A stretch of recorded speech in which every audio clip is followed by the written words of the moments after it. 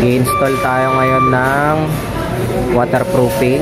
Ang tawag dito sa waterproofing na to ay geotextile waterproofing. So hindi siya katulad ng pinapahid na waterproofing, yung bituminous.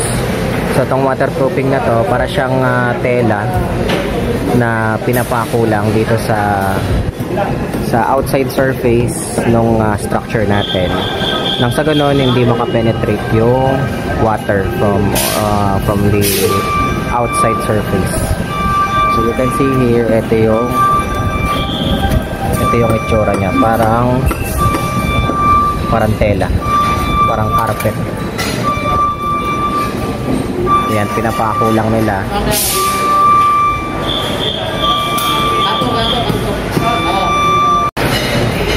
So yung geotextile waterproofing na yan, ginagamit natin pag waterproof ng mga wall, mga underground wall.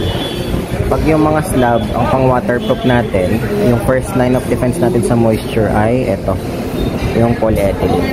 Yung polyethylene para siyang plastic. Ayan, plastic lang siya, plastic na makapal. Ito yung geotextile, tela na mabigat. Actually sobrang bigat nito eh.